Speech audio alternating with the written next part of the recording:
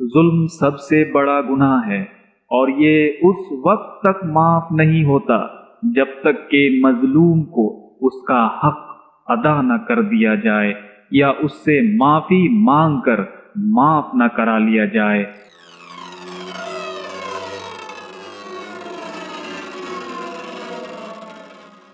الحمدللہ رب العالمین، الصلاۃ والسلام علی رسولہ الکریم۔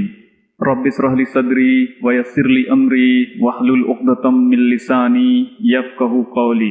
رب یسر ولا تعسر وتمم بالخیر۔ ظلم اور اس کی سزا۔ حضرت ابو موسیٰ اشعری رضی اللہ تعالی عنہ روایت کرتے ہیں، رسول اللہ صلی اللہ علیہ وسلم نے فرمایا، اللہ تعالی ظالم کو ایک حد تک مہلت دیتا ہے، لیکن جب اسے پکڑتا ہے چھوڑتا نہیں۔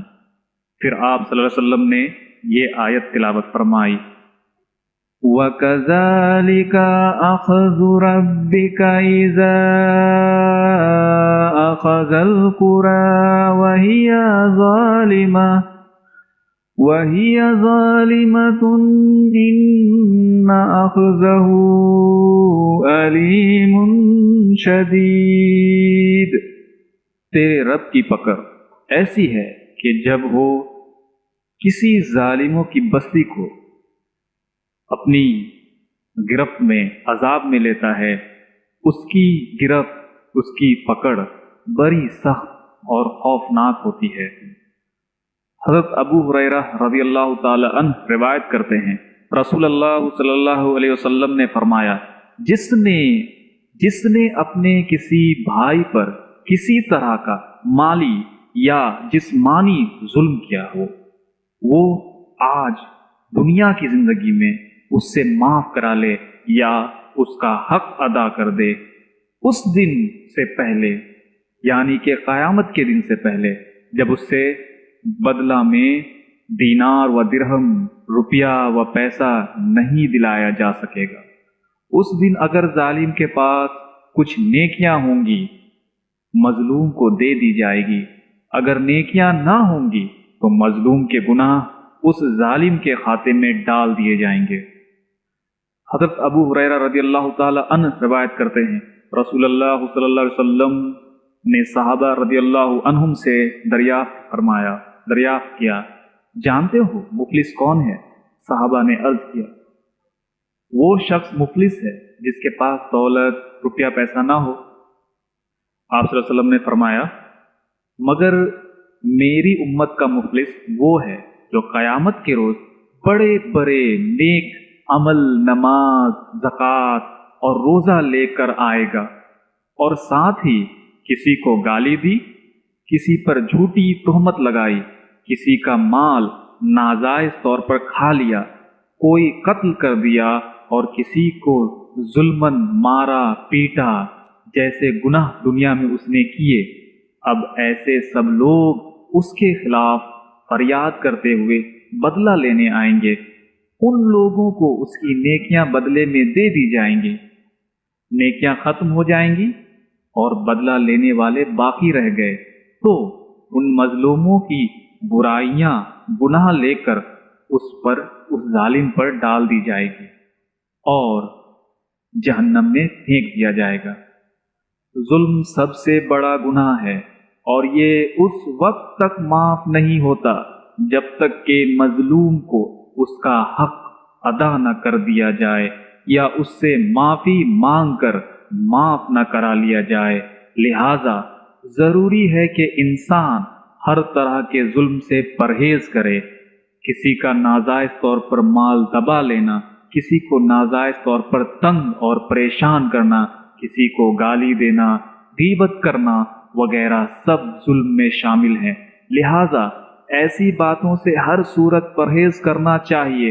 اگر کسی مظلوم سے اپنے ظلم کی معافی مانگنا ممکن نہ ہو، یعنی مظلوم فوت ہو چکا ہو، مر چکا ہو، تو ہر نماز کے بعد اس کے واسطے مغفرت کی دعا کر دیا کرو، اس طرح اللہ نے چاہا تو اس کے ظلم کی تلافی ہو جائے گی۔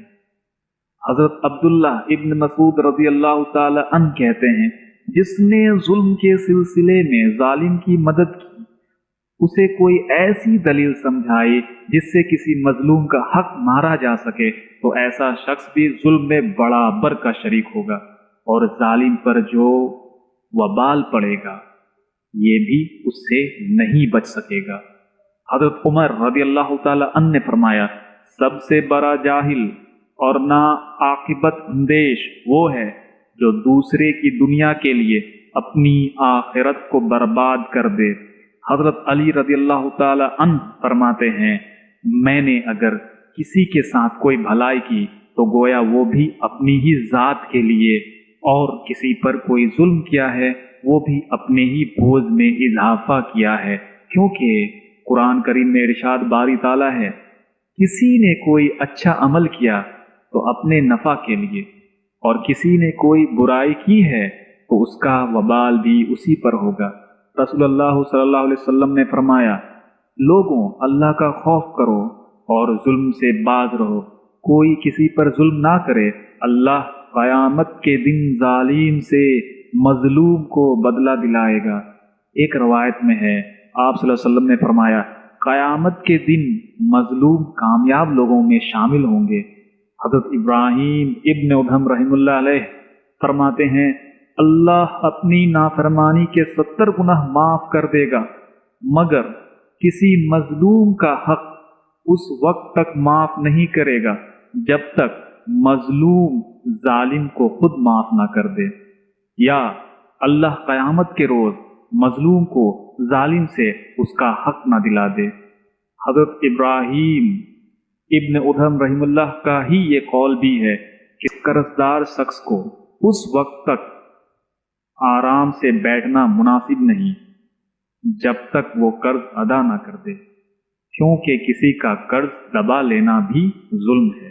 हज़रत फ़ज़ील इब्न इयाद रहमतुल्लाह कहते हैं, मेरे नज़दीक कुरान मजीद की एक आयत को समझकर पढ़ लेना और उस पर अमल करना पूरे कुरान को बगैर सोचे समझे बार बार पढ़ते रहना और ख़त्म पर ख़त्म करते रहने से ज़्यादा बेहतर है।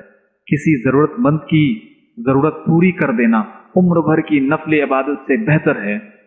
नाजायज तौर पर दुनिया कमाने से परहेज जमीन व आसमान की तमाम मखलूक की नफल इबादत से ज्यादा अहम है। हराम कमाई, रिश्वत, चोरी, गबन, गसब वगैरह से हासिल शुदा के चंद रुपये पैसे से परहेज कर लेना 100 हज से बेहतर है। हजरत अबू बकर वराक फरमाते हैं, अल्लाह के बंदों पर नाजायज जुल्म करने वाले के दिल से ईमान निकल जाता है।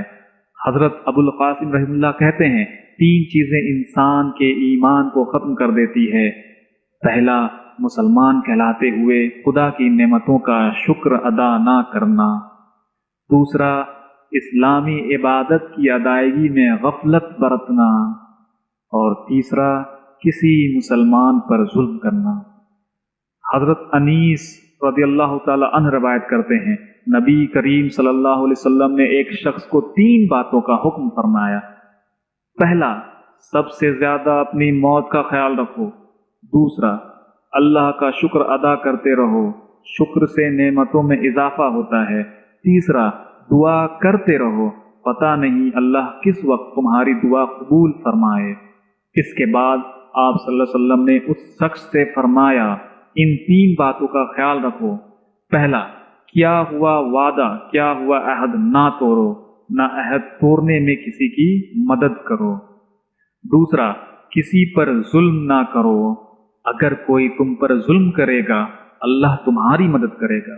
तीसरा, किसी से धोखा और फरेब ना करो, इसका नुकसान खुद फरेब करने वाले को होता है।